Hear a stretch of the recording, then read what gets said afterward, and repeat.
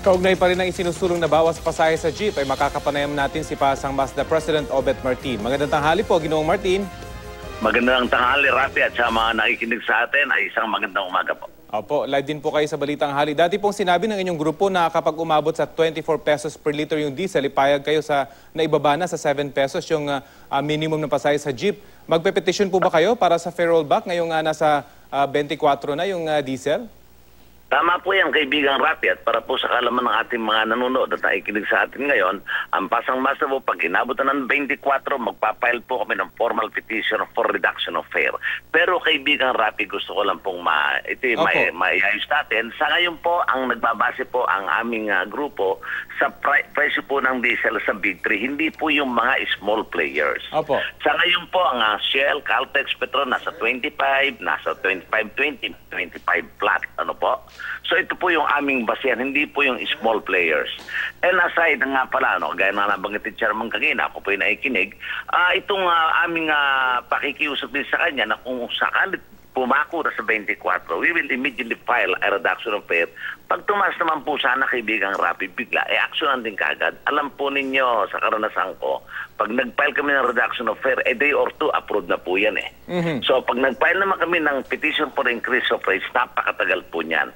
Kanya, sasamantalayin ko yung pagkataong, kaibigang Rafi, yung pong i-final namin last year, na itong reinstitutionalization of fare matrix mechanism, kung ano po ang presyo ng petrolyo, ay ganoon na po ang ating pamasahe. Sapagkat ang naging basehan po namin dito, yung po mga previous approval ng mga naging chairman at board ng LTFRB. Opo. Para na po ako, hindi na tayo mag-hearing at masyadong matagal po yan ang proseso. Opo, so siguro ang mere memorandum, maintindihan naman tayo ng ating mananakay, ng commuters, at ng ating mga driver at operators. Opo, sa pagkakaalala ko po, matagal nyo na pong pinipros nga yan. Ano po yung usapin, patungkol pa rin dyan?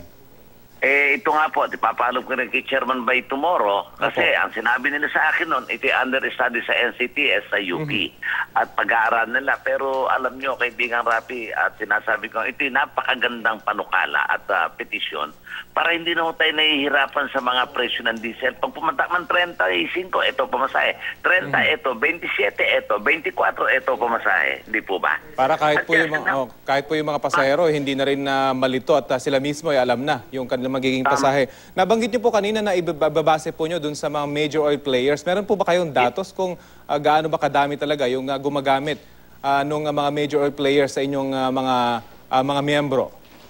Alam mo, kaibigan Rafi, majority ng mga membro namin ay gumagamit ng Big 3.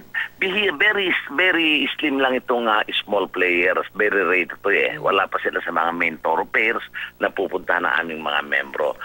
Actually, itong Big 3 talagang they occupy the 90% of the market, unlike the small players na kung saan pupuntahan pa sila sa malayo. Kanya po hindi namin sila pwedeng maging basihan.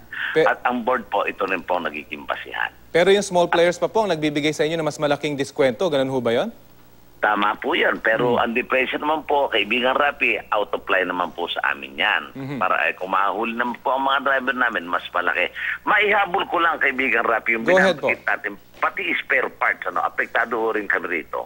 Mahabang panahon ng bomba ang presyo ng diesel, hindi pa rin sila bumababa.